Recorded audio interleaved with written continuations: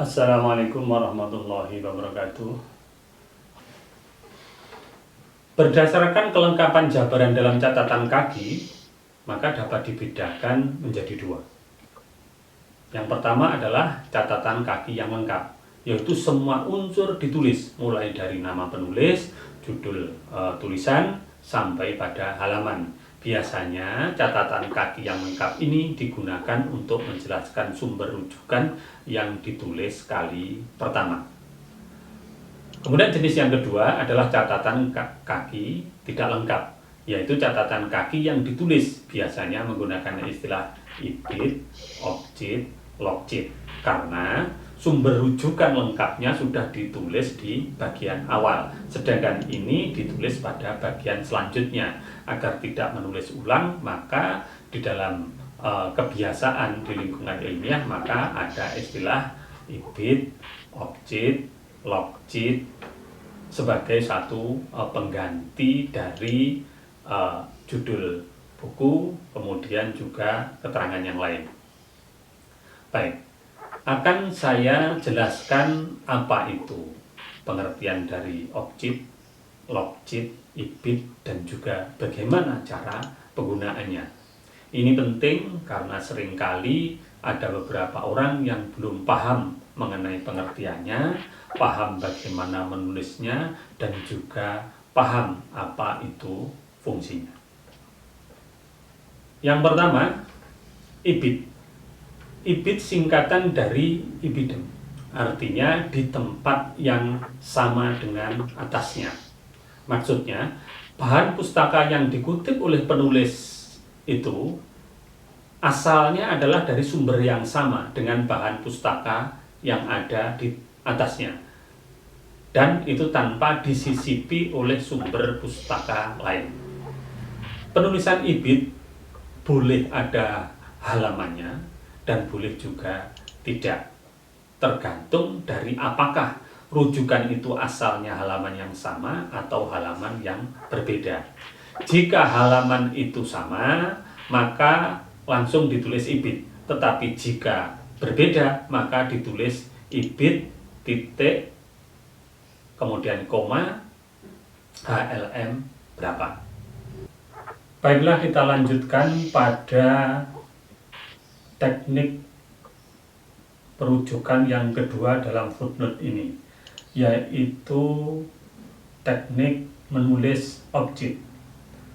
Objid artinya adalah opere citato, yaitu dalam karya yang telah disebutkan. Tulisan singkatan ini digunakan jika rujukan yang ditulis di dalam sumbernya itu sudah pernah ditulis sebelumnya, tetapi di atasnya sudah ada bahan pustaka lain yang menyelingi, sehingga ini tidak dapat ditulis dengan ibid.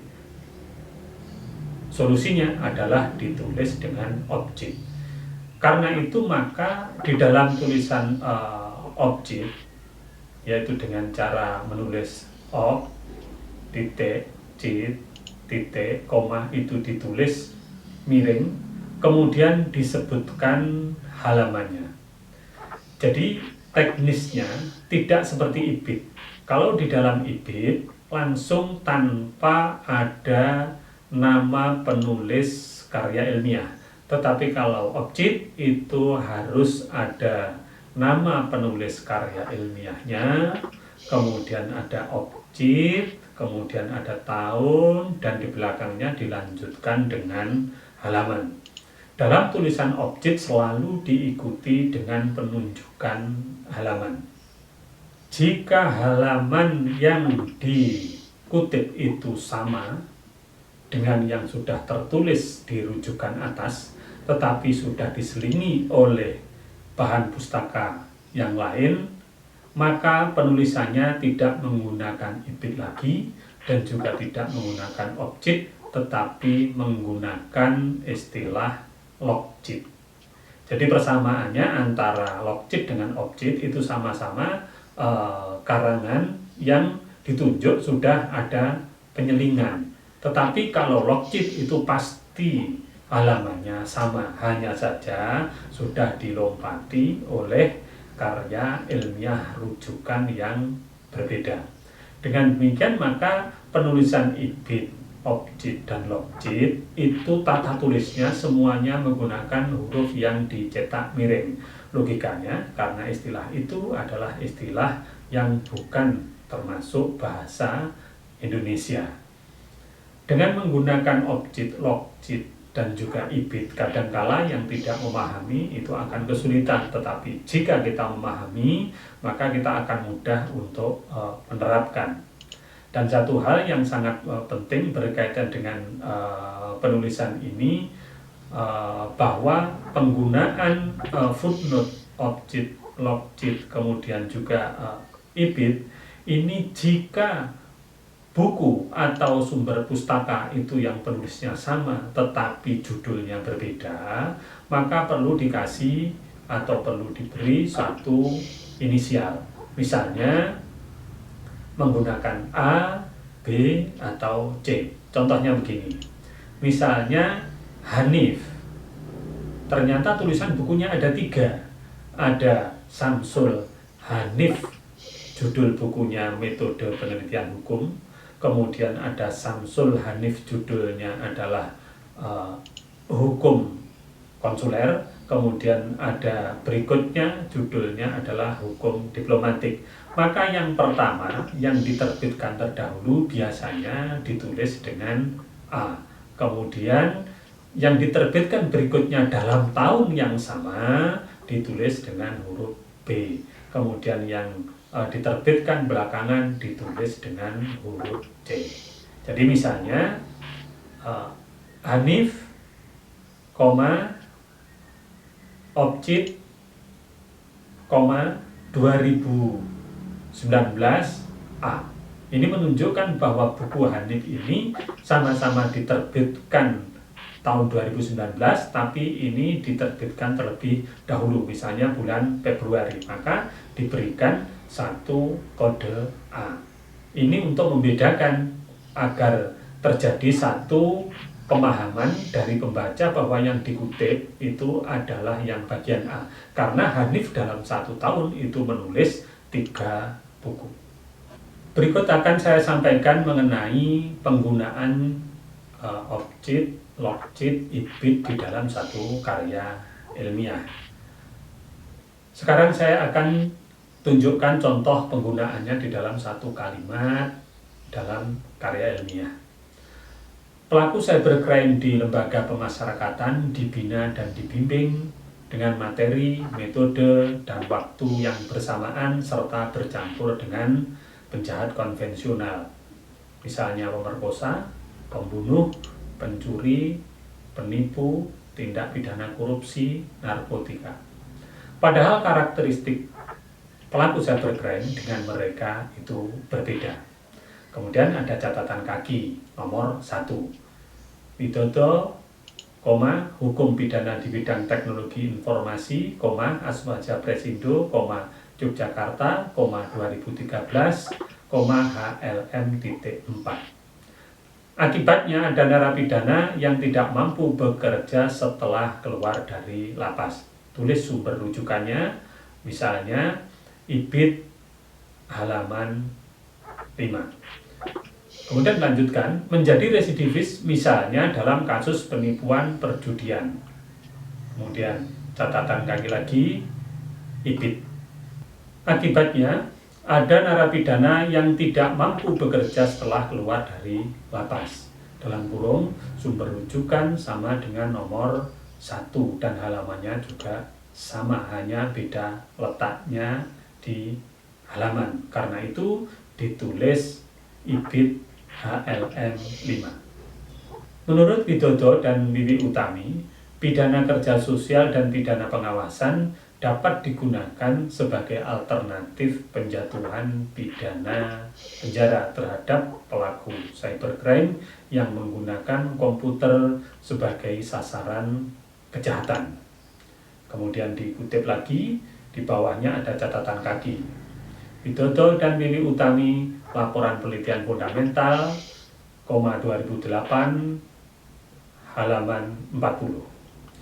Dalam perspektif penologi, Sarma mengemukakan bahwa penologi sesungguhnya menjadi satu landasan untuk pelaksanaan reedukasi, resosialisasi, rehabilitasi, dan reformasi narapidana. Ditulis catatan kaki Rajendra Kumar Sarma, Criminology and Penology, Atlantic Publisher and Distribution, Delhi 1998, halaman 5. Nah, ini adalah satu contoh penggunaan IBIT.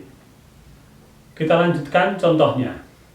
Residivisme adalah pengulangan tindak pidana oleh seseorang dan ternyata disebabkan oleh banyak faktor, antara lain proses kegiatan pembinaan di dalam lembaga pemasyarakatan, kondisi psikologis seseorang, kemudian kondisi psikologi sosial dalam lingkungannya, serta lingkungan narapidana. Kemudian ada catatan kaki yang nomor 6. Sumbernya sama dengan catatan kaki nomor 1, tetapi halamannya berbeda, sehingga ditulis Widodo Objit, 2013, HLM 23. Karena itu, narapidana perlu dibina secara serius dan diperlakukan sebagai orang yang tersesat oleh lembaga pemasyarakatan sesuai dengan konsep pemasyarakatan yang manusiawi. Kemudian ada catatan kaki lagi, misalnya Rajendra Kumar Sarma, Objit, halaman 67. Artinya kalimat yang dirujuk berasal dari penulis dan buku yang sama, tetapi halamannya berbeda dan rujukan tersebut sudah pernah dikutip, tetapi sudah diselingi dengan kutipan yang lain. Makanya digunakan istilah objek. Hal ini selaras dengan paradigma penologi modern dan teori kriminologi positif yang melahirkan aliran modern dalam hukum pidana dan akhirnya menemukan satu konsep individualisasi pemidanaan dan individualisasi pembinaan. Aliran modern tersebut mengembangkan scientific justice secara lebih sistematis karena studi tentang kejahatan dan penjahat dilandasi oleh pendekatan ilmiah dan pendekatan antar disiplin ilmu, khususnya dalam memahami pelaku tindak pidana. Kemudian ditulis catatan kakinya Widodo dan Wiwi Utami Lokcit. Artinya kalimat yang dirujuk dalam karya ilmiah tersebut sama dengan catatan kaki nomor 2, baik penulis, judul, tahun terbit, dan halamannya. Jadi inilah perbedaan cara untuk menggunakan IBIT, objek, kemudian lokcit. Kemudian tentang isi, apakah yang harus dimasukkan urutannya bagaimana, kemudian juga formatnya bagaimana. Secara umum teknik penulisan footnote jika dalam buku teks, buku ajar, buku referensi atau laporan penelitian, umumnya diawali dari nama penulis, judul tulisan, kemudian penerbit bahan pustaka, kota tempat bahan pustaka, kemudian tahun penerbitan dan halaman. Namun demikian, cara dan susunan catatan kaki tersebut baik yang bersumber pada buku, jurnal ilmiah, proceeding, website, email, media sosial, koran, dan bahan pustaka yang lain sangat tergantung pada gaya selingkung penulisan suatu institusi atau suatu lembaga penerbitan atau pengelola jurnal ilmiah. Selanjutnya tentang bagaimana teknis aplikasi untuk menulis rujukan atau sitasi dari berbagai jenis bahan pustaka dan apa saja gaya atau model yang banyak digunakan di lingkungan akademik, insya Allah akan saya sampaikan pada video lain.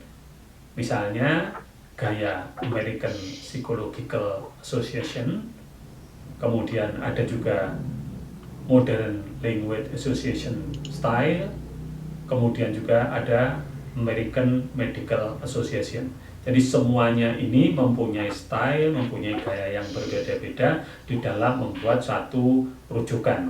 baik itu rujukan dalam bentuk body note, kemudian ada footnote, dan juga ada endnote. Sekian penjelasan yang saya bisa sampaikan. Mohon maaf apabila ada kekurang tepatan. Semoga bermanfaat. Sekali lagi mohon maaf. Terima kasih. Assalamualaikum warahmatullahi wabarakatuh.